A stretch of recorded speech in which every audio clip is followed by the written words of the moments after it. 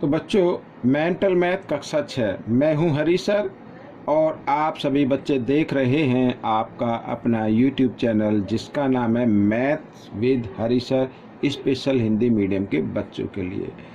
और इस सीरीज में हम कर रहे हैं चैप्टर नंबर 2, अध्याय 2। ठीक है, अध्याय 2 पूर्ण संख्याएं। आइए करना शुरू करते हैं। देखो, प्रश्न नंबर 16 अब हम करने वाले हैं। क्या कहता है, बहुत ही आसान है ये प्रश्न भी। कहता है एक दूध वाला सोमवार को 50 लीटर दूध सप्लाई करता है, अगले दिन वह 40 लीटर दूध सप्लाई करता है। यदि दूध का मूल्य 75 रुपये प्रति लीटर है तो दूध वाले को कितने रुपए मिलेंगे। ठीक है, यानी 2 दिन उसने दूध सप्लाई किया। तो मैं आपको यहाँ पर चाहे तो आप लिख सकते हैं अलग अलग। सोमवार को सप्लाई किया दूध 50 लीटर, सोमवार से अगला दिन होता है मंगलवार, मंगलवार को दूध सप्लाई किया यानी कि कितना 40 लीटर, तो दोनों को जमा कर देना है। तो मैं यहाँ पर सीधा लिख देता कुल दूध।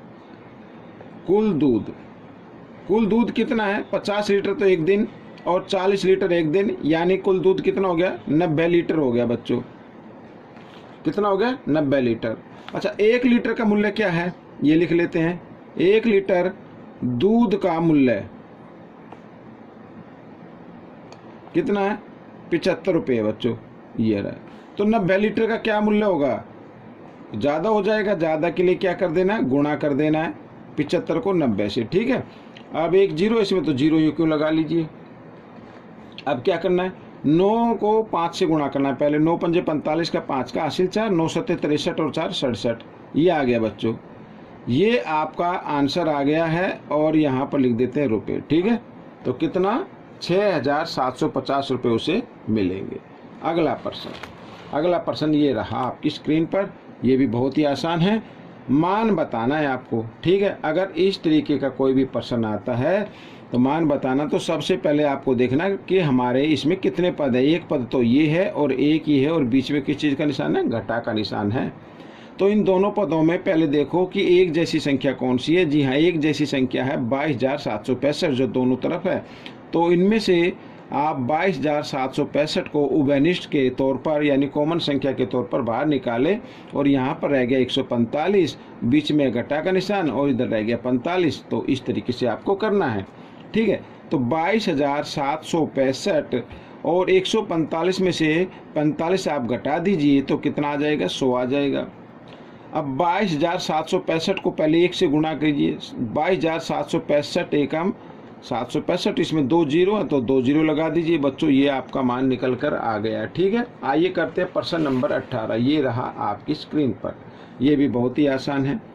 क्या कहता है, देखो, यदि एक बल्ले का मूल्य 500 रुपये और एक गेंद का मूल्य 50 रुपये है तो 40 बल्लों व 40 गेंदों का मूल्य क्या होगा, ये आपको बताना है।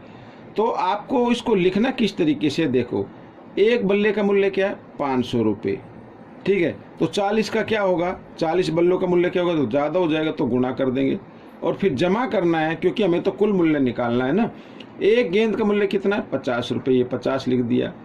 और फिर कितना, 40 गेंदों का पूछो तो इसको भी 40 से कर देते हैं गुना। ठीक है, इस तरीके से। अब आप क्या करें, अब आपको क्या करना है, आप चाहे तो इसमें से जो कॉमन नंबर है उसको आप बाहर निकाल सकते हैं। 40 है तो 40 को बाहर निकाल लिया, यहाँ पर क्या बचा, 500 बचा, जमा का निशान है, और इधर ये 50 बचा। तो आगे इधर करें, 40 गुना 500 में 50 जमा कर दें, 550 हो गया। ठीक है, कितनी जीरो है कुल, 1 और 2, तो 2 जीरो लगा लीजिए। अब 4 और इधर 55, तो 4 और 55 को गुणा कर दीजिए, 4 पंजे 20, 20 की जीरो हासिल 2, 4 पंजे 20 और 2 22, ये आ गया बच्चों। ठीक है, तो 22,000 रुपये मूल्य होगा। आइए करते हैं प्रश्न नंबर 19। तो प्रश्न नंबर 19 क्या कहता है, देखो आपके सामने है। संख्या 73,024 में अंक 2 व 3 की अदला बदली की गई है, तो दो संख्याओं का अंतर ज्ञात करो। तो पहली संख्या तो यही रहेगी आपकी, पहली संख्या तो आपकी रहेगी 73,024। ठीक है, अब इसमें कहा कि 2 और 3 की अदला बदली की गई है, यानी 3 की जगह 2 आ गया और 2 की जगह 3 आ गया, तो 7 तो यूं कहीं रहेगा। दूसरी संख्या लिख लेते हैं, दूसरी संख्या। ठीक है, तो 7 और 3 की जगह क्या आ गया, 2 आ गया, जीरो यूं कहीं, 2 की जगह क्या आ गया, 3 आ गया, और ये 4 यूं का यूं, तो इनका अंतर ज्ञात करना है। अंतर ज्ञात करने के लिए आपको घटा देना है, ठीक है। 4 में से 4 गए 0, इस तरीके से। और 2 में से 3 नहीं जाएंगे, यहाँ से हासिल लेंगे, इधर तो 0 तो इधर से लेना है आपको, ठीक है। यहाँ पे लिया 10, 10 में से इधर लिया, इधर हो गए 12, 12 में से 3 घटा देंगे 9 आ गया बच्चों। और यहाँ पर कितना रह गया, 9 रह गया, ठीक है। और यहाँ 2 रह गया, तो ये आपका अंतर आ गया। इस तरीके से इतना ही करना है। आइए करते हैं प्रश्न नंबर 20। क्या कहता है प्रश्न नंबर 20?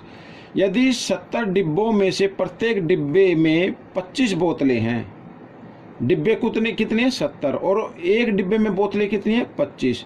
यदि प्रत्येक डिब्बे में 5 और बोतल डाल दी जाए तो बोतलों की कुल संख्या कितनी होगी? बोतलों की कुल संख्या कितनी होगी? अब भाई एक डिब्बे में कितनी बोतल है? 25 है। यहाँ पर मैं लिख लेता हूँ, एक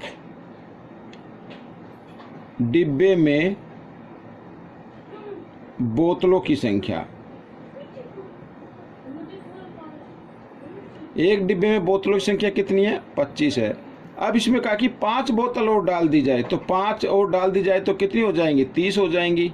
और डब्बे कितने हैं? 70 हैं। तो 70 डिब्बे में कुल बोतल कितनी होगी? ठीक है, तो आपको क्या करना, 70 को 30 से गुणा कर देना, आपका आंसर आ जाएगा, ठीक है। बोतलों की कुल संख्या यहाँ पर लिख लेता हूँ, बोतलों की कुल संख्या, बोतलों की कुल संख्या यानी डिब्बे कितने हैं? 70, और एक डिब्बे में की बोतल कितनी है? 30, तो गुणा कर दीजिए, 1 0 और 1 0, 2 0, 7 को 3 से कर 7 या 21, तो 2100 बोतलें हो गई बच्चों, ठीक है। तो ये प्रश्न आपका हल हो गया है, साथ ही ये भाग भी आपका हल हो गया। आपको ये भाग कैसा लगा मुझे ज़रूर बताएं। मिलेंगे अब अगले भाग में, तब तक के लिए धन्यवाद।